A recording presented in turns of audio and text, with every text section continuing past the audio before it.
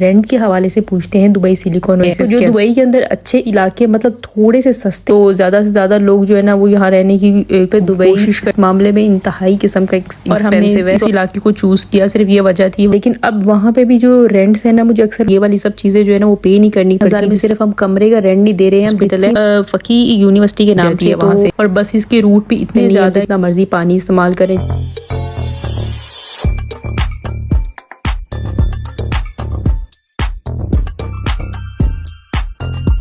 अस्सलामुअलैकुम and welcome to a new vlog. कैसे हैं आप सब लोग? उम्मीद करती हूँ सब लोग बहुत ही अच्छे और खैर वाफियत से होंगे। मैं भी बिल्कुल ठीक हूँ, शुक्र अल्हम्दुलिल्लाह। और ये सवैयाँ मैं पाकिस्तान से लेके आई थी, तो मैंने सोचा था वहाँ जाके बनाऊंगी, लेकिन जो मैं सोच के लाई थी ये वो नहीं थी। एक्चुअली ये दूध वाली थी, तो ये दूध के अंदर शायद बनती है, तो मैं सोच रही थी इसको जैसे सिंपल मतलब ये अलग से बनाते हैं वो चीनी वाली इस तरह की टाइप की, तो मैं शायद ये वो होंगी। तो फिर बाद में मैंने कंफर्म किया अम्मी से, तो अम्मी ने कहा वो थोड़ी सी मोटी सवैयाँ होती हैं, वो ये दूध वाली हैं, तो ये इस तरह नहीं बनेगी। लेकिन मैंने कहा मैं भी बना के ही छोड़ूंगी। और ये देसी घी मैं बोतल में जो है ना वो भर के लाई थी वहां से थोड़ा सा, क्योंकि किसी और चीज में लेके आती ना तो इसने बहुत गिर जाना था, तो इसलिए मैं इसको फ्रीज करके और इसके अंदर पैक करके मक्खन और देसी घी थोड़ा थोड़ा लेके आई थी कि वहाँ यूज करूंगी। यहाँ पे देसी घी मिल जाता है, लेकिन जो है ना बहुत ज्यादा महंगा है, तो इसलिए अगर आप पाकिस्तान से या इंडिया से आ रहे हैं तो अपना ये वाला इंतजाम करके आइएगा, क्योंकि घी यहाँ पर बहुत महंगा है, ऑयल तो फिर भी सस्ता है। तो मैंने कहा कि कोई बात नहीं, जैसे भी है मैं देसी घी के अंदर इसको बना के ना, वैसे भले जुड़ती हैं ये जैसे भी जायका आता है ना, मैंने वैसे ही इसको खानी है, इसको दूध में नहीं खाना। तो मैं यहाँ सवैयाँ बना रही थी, ट्राई कर रही थी अपनी तरफ से कि क्या बनता है। तो यहाँ मैं चीनी वीनी मतलब जो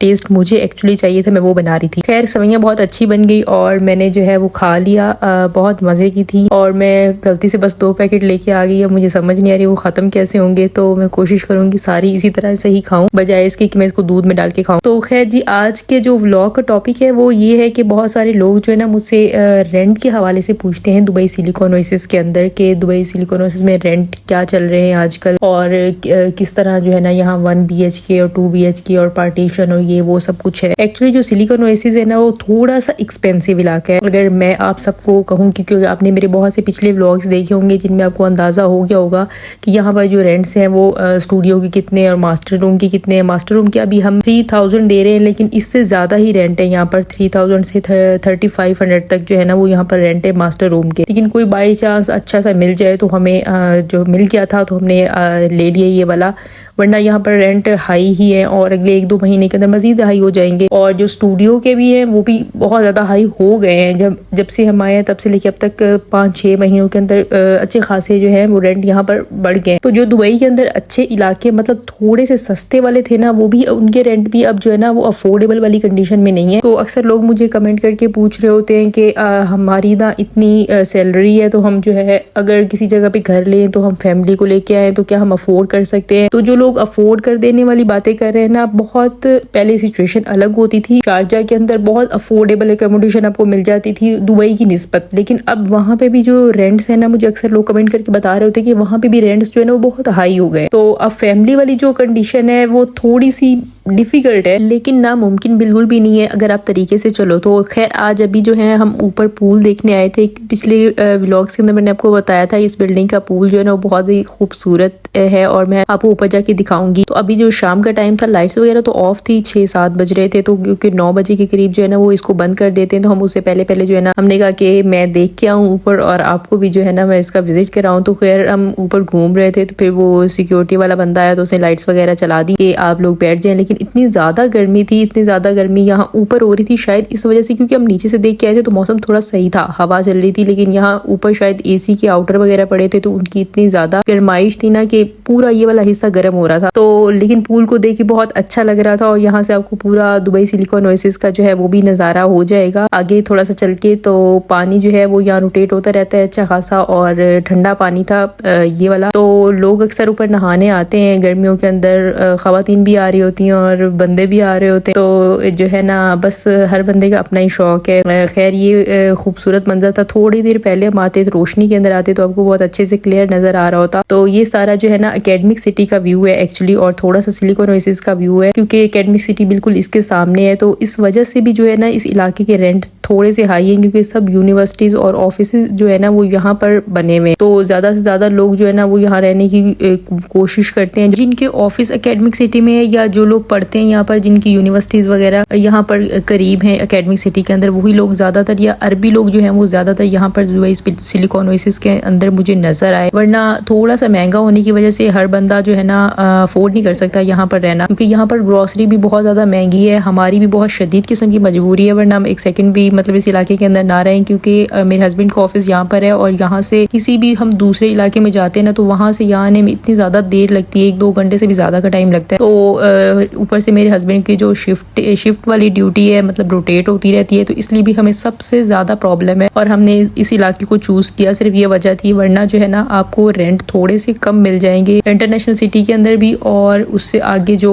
राशिया वाला इलाका है उसमें भी, और मिर्दीफ के अंदर भी बहुत थोड़े से रीज़नेबल जो है ना रेंट मिल जाएंगे। और उसके अलावा जो इलाका है बर दुबई वाला, वहाँ तो बहुत ही ज़्यादा रौनक है माशाल्लाह से। डेरा और बर दुबई और वो वाले इलाके जो है ना, वहाँ पाकिस्तानी और इंडियन बहुत ज़्यादा रहते हैं। और रेंट का मुझे अंदाज़ा नहीं, लेकिन वहाँ पार्टीशन में लोग बहुत ज़्यादा रहते हैं और बहुत अच्छा अफोर्डेबल इलाका है वहाँ पर। और ग्रॉसरी और हर चीज़ घर की जो है ना आपको करीब से भी मिल जाती है और सस्ती भी मिल जाती है वहाँ से। और बस इसके रूट भी इतने ज़्यादा है क्योंकि वो थोड़ा सा पुराना दुबई का इलाका है और रश भी काफ़ी ज़्यादा वहाँ आपको मिल जाएगा, रौनक मिल जाएगी मतलब अच्छी खासी। और सबसे बड़ी बात वहाँ हॉस्पिटल और डॉक्टर जो है ना वो भी करीब आपको बहुत ज़्यादा ऑप्शन मिल जाएंगे उनके, और थोड़े से सस्ते मिल जाएंगे। यहाँ पर दुबई सिलिकॉन ओएसिस के अंदर जो है ना वो एक लाइफ मेडिकल का क्लिनिक सा बना हुआ है और एक कैस्टर वालों का बना हुआ है, और उसके अलावा एक बहुत बड़ी यूनिवर्सिटी बनी हुई है जो हॉस्पिटल है फ़की यूनिवर्सिटी के नाम से, तो वो थोड़ी सी एक्सपेंसिव है। और डॉक्टर भी जो यहाँ पर बैठते हैं ना वो भी एक्सपेंसिव है, जिनकी इंश्योरेंस नहीं हुई खास तौर पे उनके लिए। बाकी जिनकी इंश्योरेंस हुई हुई उनके तो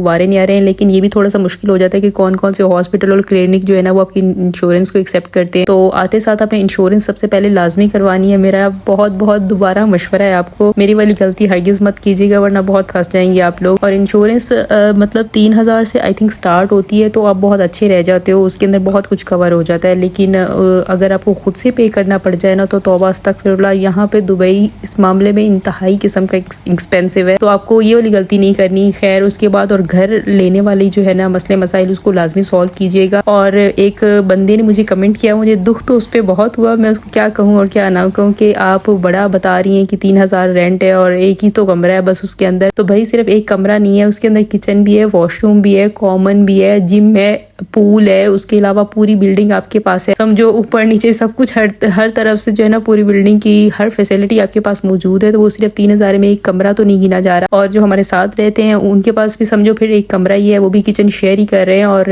वो भी अपना वॉशरूम यूज कर रहे हैं और हम अपना वॉशरूम यूज कर रहे हैं। तो इस तरह पार्टीशन में रहना आसान है यहाँ पर इन इलाकों के अंदर जो बहुत ज्यादा महंगे। अदरवाइज आपको किसी और सस्ते वाले इलाके में रहना है तो वहाँ पूरा पूरा घर लेके रह सकते हैं। 3000 में दुबई सिलिकॉन ओएसिस के अंदर रहना बहुत बड़ी बात है। 3000 में सिर्फ हम कमरे का रेंट नहीं दे रहे हैं, हम जितनी मर्जी चाहें यहाँ पर बिजली इस्तेमाल कर सकते हैं, जितना मर्जी चाहें एसी इस्तेमाल कर सकते हैं, गीजर इस्तेमाल कर सकते हैं। तो इन सब चीज़ों को जब पे करना पड़ता है अलग से आपको स्टूडियो लेके, तो वो ये बहुत ज़्यादा एक्सपेंसिव पड़ जाता है आपको। इसी वजह से स्टूडियो का जो रेंट है ना वो हाई हो जाता है, क्योंकि वहाँ पे दीवा और इंटरनेट और गैस और गीजर और ये सब चीज़ें जब मिक्स होती हैं उनके बिल, तो वो हाई ज़्यादा हो जाता है, जिनकी वजह से रेंट हाई हो जाता है। तो वरना रेंट जो है ना वो रूम का स्टूडियो भी इतना ही होता है और मास्टर रूम भी तकरीबन इतना ही होता है। बस यहाँ पे आपको ये वाली सब चीजें जो है ना वो पे नहीं करनी पड़ती, जिसकी वजह से थोड़ी सी बचत हो जाती है इन मामलात के अंदर। तो इसलिए भी हमने मास्टर रूम को प्रेफर किया है कि यहाँ पर हमें ये वाली झंझटें नहीं होंगी। अब दिन रात हमारा एसी चलता है, हमें कोई टेंशन नहीं है, हम जितना मर्जी पानी इस्तेमाल करें, जितना मर्जी गीजर इस्तेमाल करें। तो ये वाली फैसिलिटी बहुत अच्छी। और सबसे अच्छी बात है कि यहाँ हम रहते हैं तो मेरे हस्बैंड का जो ऑफिस है उनको वहाँ पहुंचने तक बस के लिए एक साइड के जो है ना वो 3 दिरहम लगते हैं। तो अब इससे ज्यादा और क्या फैसिलिटी होगी कि हम कहीं बर दुबई या किसी ऐसे इलाके में रहे जो जहाँ रेंट तो तकरीबन